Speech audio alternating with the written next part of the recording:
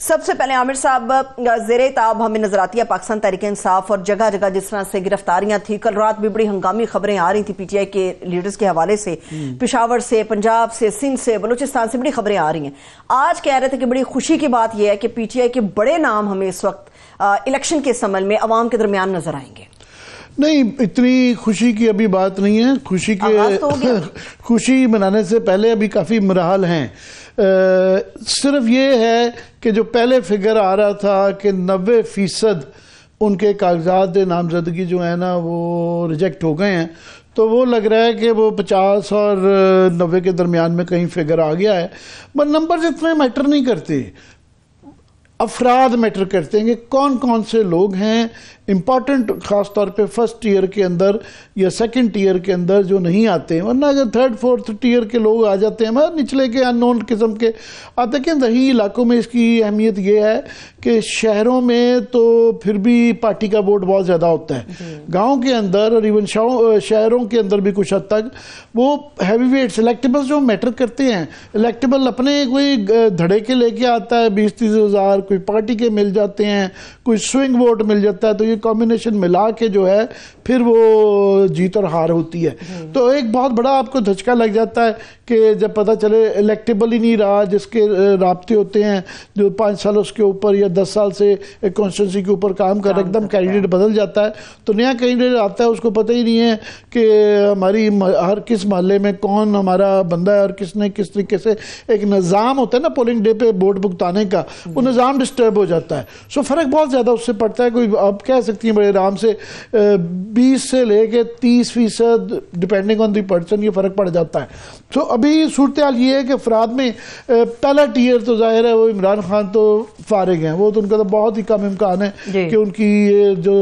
पेशियाँ हैं जहाँ जिन जिन केसेस में उनकी कन्विक्शन हुई हुई है या होने वाली है, ये नहीं नज़र आता कि ये इलेक्शन 8 फरवरी से पहले ये जाएगी। तो वो तो खुद भी तैयार हैं, इसीलिए उन्होंने दस्तबरदार भी हो गए। मगर उसके बावजूद, वैसे बाय द वे आपने कल सही पॉइंट आउट किया था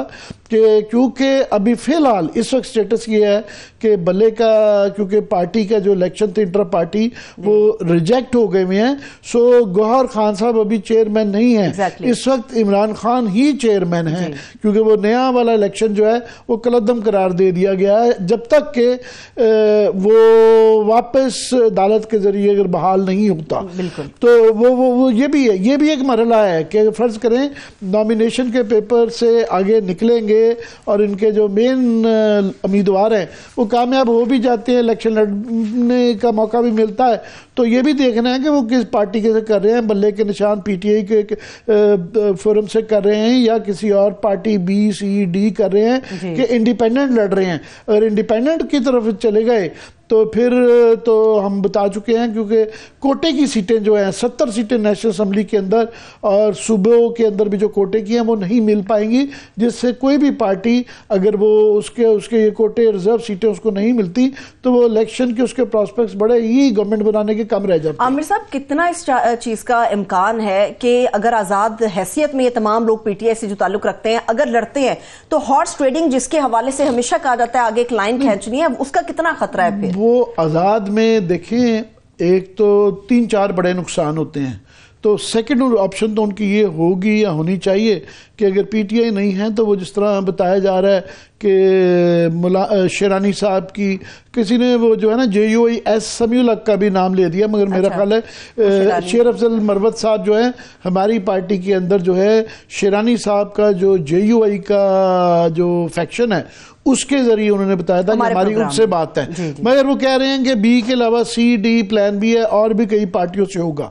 मगर अगर नौबत ये आती है तो कि इंडिपेंडेंट लड़ना पड़े तो वो तो बिल्कुल सियासी मौत है। वो इसलिए कि ये 70 सीटें तो नेशनल असम्बली की ये निकल गई, उसके बाद इंडिपेंडेंट अगर खड़े हैं तो एक कन्फ्यूजन है, पता ही नहीं है कि पीटीआई का कैंडिडेट कौन है या किसको कौन ऑफिशियली डिक्लेयर्ड है। तो वहाँ 5-5 लोग होंगे, 5-5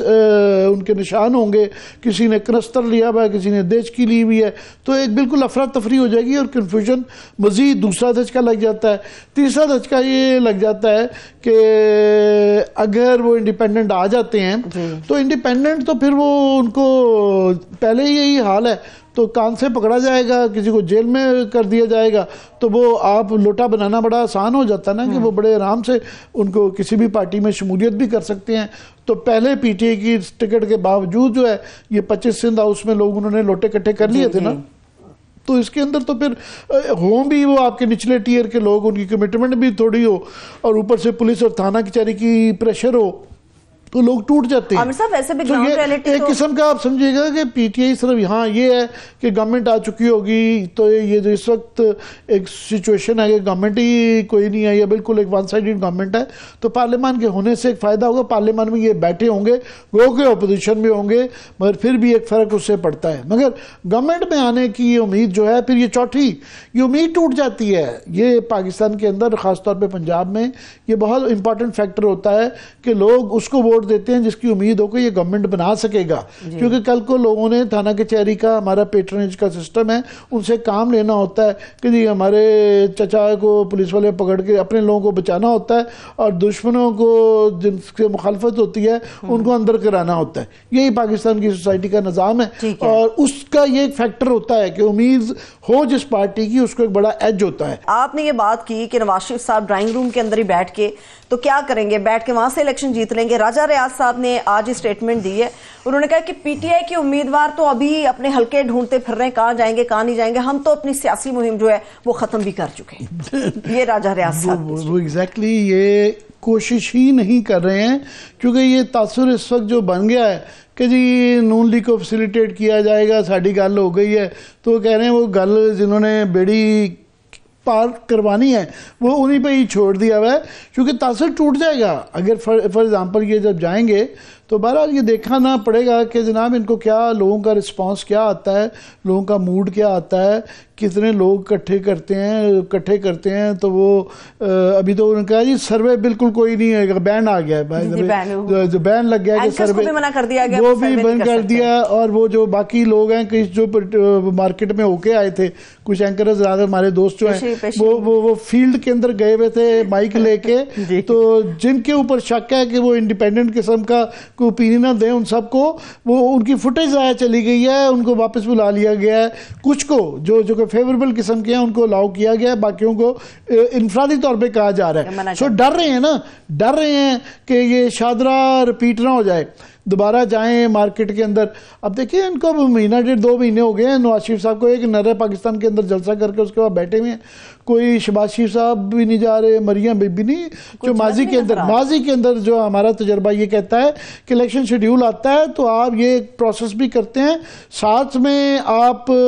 जलसे जुलूस चल रहे होते हैं। यहाँ कोई जलसे जुलूस हो नहीं, कह रहे हैं उनके जी पकी पकाई आप बना के इसके ऊपर घी चुपड़ के तो हमें साग रख के, साग के ऊपर मक्खन रख के वो हमें सर्व किया जाए प्लेट में वो कह रहे हैं मक्खन मकई जो है ना वो प्लेट के अंदर हमें सर्व किया जाए। वैसे आमिर साहब साग जो है, साग की आपने मिसाल दी, साग गरम गरम खाया जाए तो जुबान जल जाती है, ये मुझे पता है।